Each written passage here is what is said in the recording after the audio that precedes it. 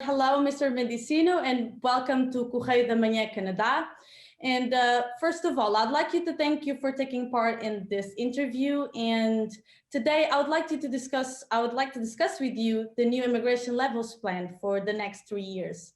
The plan target is the highest level that the immigration in history in the immigration of Canada. So, and hasn't been this high since 1913. So, as you might know, our readers and viewers are mainly immigrants, or at least they come from such backgrounds.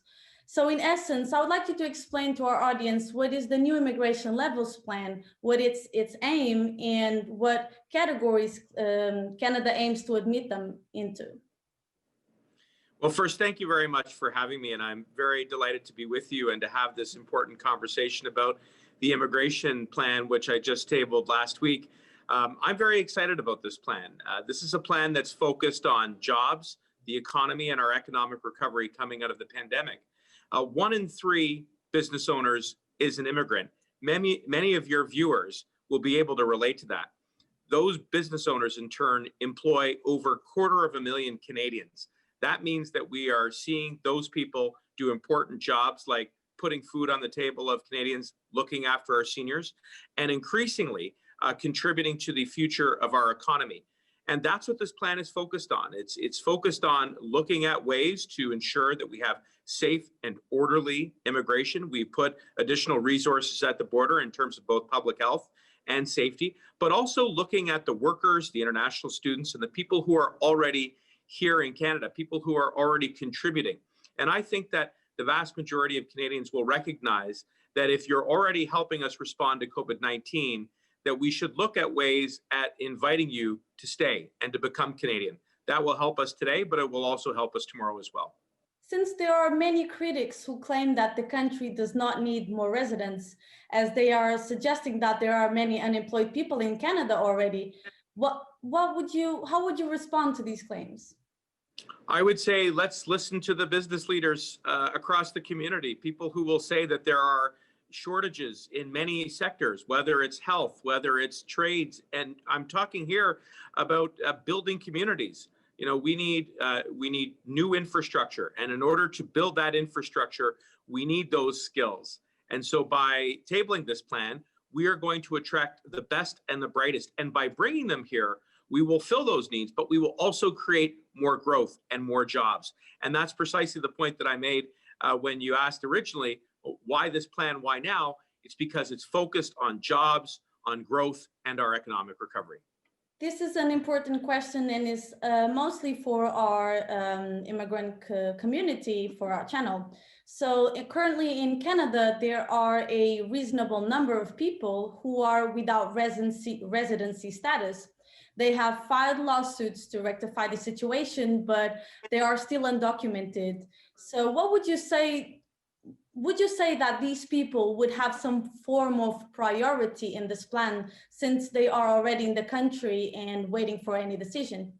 We're very clear-eyed about the fact that COVID-19 has created disruption in immigration, and that's why we've introduced some flexibility for those who are here on short-term visas to remain in Canada by restoring their status until the end of 2020. And from there, we will ensure that there's also flexibility for visitors.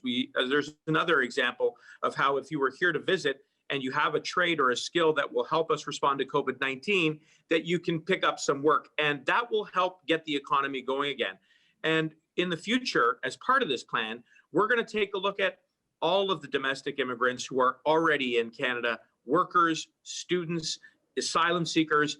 And if you're able to contribute and you're already establishing yourself here in Canada, then we will look at ways in which we can both broaden and accelerate the pathway to becoming Canadian, because as I said, that will help us in our economic recovery today, but it will also help address the long-term demographic challenges that we face as Canadians. We have many people who are retiring. We're an aging population.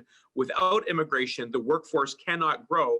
And if we care about things like universal health care, retirement security, public education, we need to continue to grow that workforce, and this plan does that.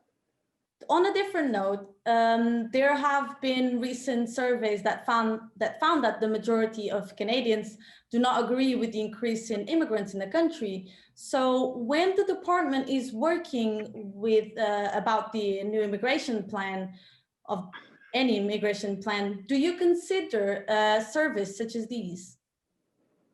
Well, of course, we look to see how public attitudes are around immigration. And I don't know if we're looking at the same polls, but there was a Gallup poll, for instance, that showed that Canadians are overwhelmingly in support of our immigration plan. And I think that's because the vast majority of Canadians relate to the immigrant narrative, whether it's our relatives, our family, our neighbors, our friends, our coworkers.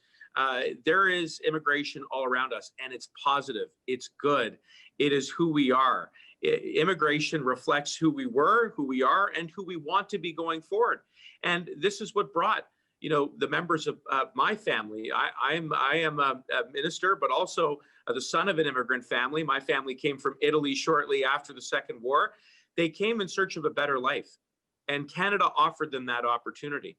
And that's why I think when we set a plan forward, like the one we did last week, it's about protecting that promise, the promise of a better life, the promise that if you come and you work hard and you are respectful towards your neighbor, that Canada will pay that back to you, and we will become stronger as a result. And so that's what really this is the focus of this plan.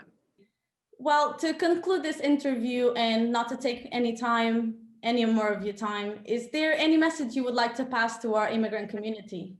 I would say to you and to your viewers, thank you for choosing Canada, whether it was 10 years ago, 100 years ago, or last week. And to those who are aspiring to come, we are looking forward to having you, because you will make our country stronger. You will help our economy grow. You will create jobs. And that is what we are singularly focused on, are those things. And so I want to thank you for having us on.